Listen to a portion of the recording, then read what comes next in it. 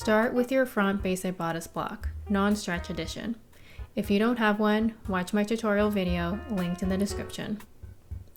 Place your tracing paper over your front basic bodice block and copy the pattern over, including the location of the waist and chest lines, center front, armhole notch, seam allowances, and hem. You do not need to copy over the darts as we won't need them for the coat. Extend the center line by 2 inches inwards. Then connect the new center line to the neckline and hem with a horizontal line.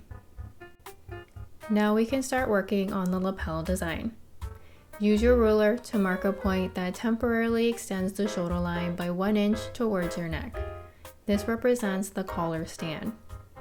Starting from the break point, which we will locate at the point where the waistline intersects with the new center line, draw a line that extends to the end of the collar stand. This line is called the roll line. Take your tracing paper and fold it back along the roll line.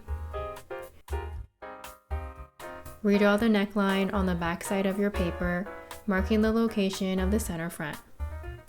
Following the curve of the trace neckline, extend that curve from the center front at an angle of 25 degrees with a length of 2.5 inches. Then, draw a straight line connecting that end point to the break point. This is your lapel. Fold the paper back flat. Trace a lapel onto the front side of your paper. Draw in your seam allowances.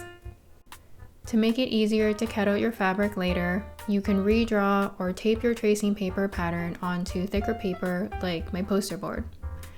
This is the final coat front and lapel pattern piece.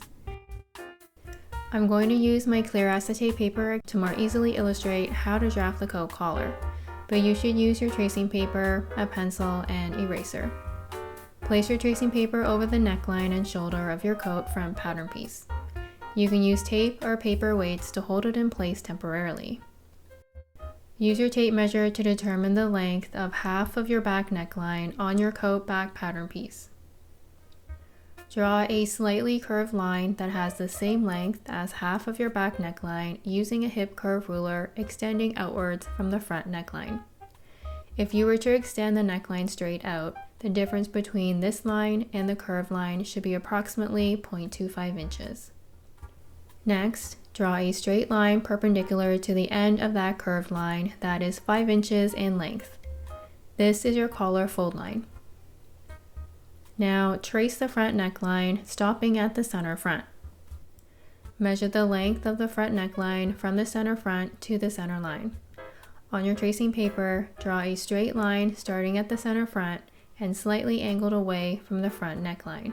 That is the same length of what you just measured. The end of this line should not be greater than 0.75 inches away from the end of the front neckline. Use your curved ruler to connect the end of this line with the top of the collar fold line. This is your notch coat collar. This is the final coat collar pattern piece.